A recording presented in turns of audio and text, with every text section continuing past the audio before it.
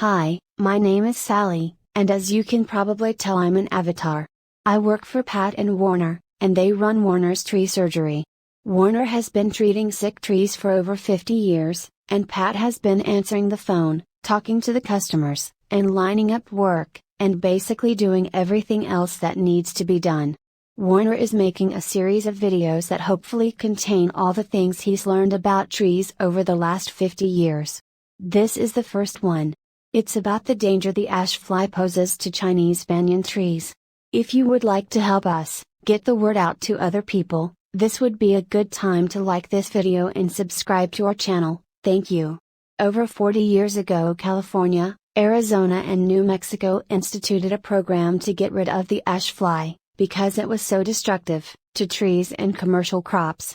The ash fly basically gets in anything with the leaf, and this tiny insect can completely defoliate at least 40 species of trees.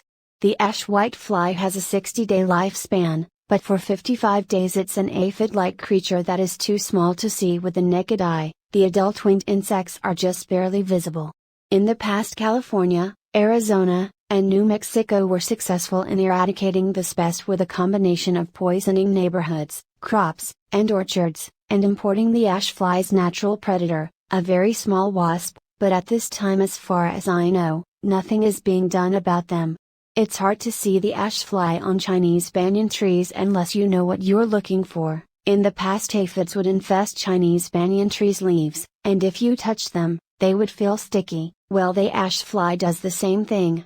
So, if your Chinese banyan tree's leaves are sticky and you live in Maricopa County, Arizona, you probably have the ash fly. The difference between the ash fly and the aphids is the ash fly will turn the Chinese banyan leaves white, and if you know what you're looking for, before that happens, the top leaves of the Chinese banyan tree will look a little weird.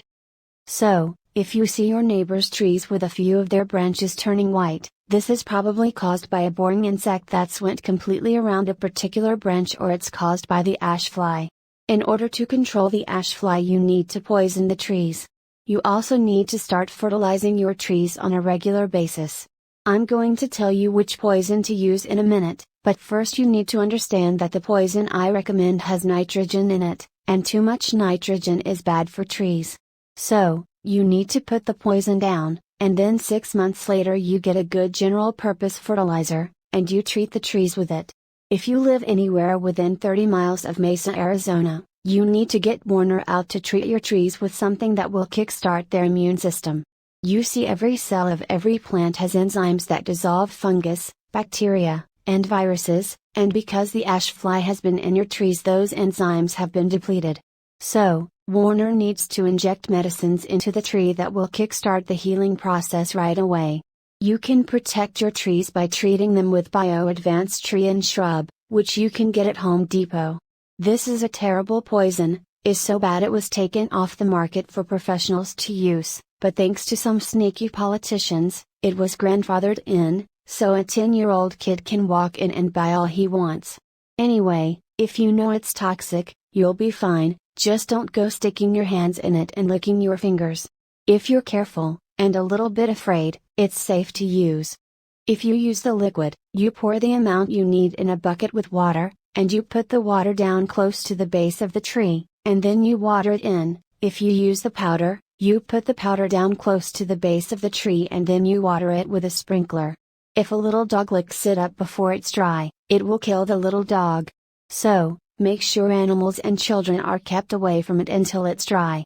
You only need to put it down once a year, and in 3 years, if you do it yearly, you will not only get rid of the ash fly, but it will also get rid of all the boring insects in a tree. There's one more thing I need to tell you. Every place in the world where it rains, the water falls off of the trees at the drip line, and because that's where the water falls, that's where the roots that pick up the micronutrients develop, and all the instructions you get for the fertilizers tell you to put the fertilizer out at the drip line. In Maricopa County, Arizona, the roots have developed where the tree has been getting water all its life, and that's where you need to put the fertilizer. So, just ignore the instructions, and do it the way I just told you. Also, while we're on the subject, our garages and sheds get 140 degrees in the summertime. This damages the fertilizer, so you need to keep the fertilizer someplace cool in the summer, and if you've got fertilizer that's been in the garage or shed in the summertime, you need to get rid of it. Well, that's about it. I hope this helps you with your trees. Please subscribe to this channel and hit like, and if you live within 30 miles of Mesa, Arizona and you want Warner to come out and look at your trees, just give us a call. The number is 480-969-8808. Thanks and goodbye.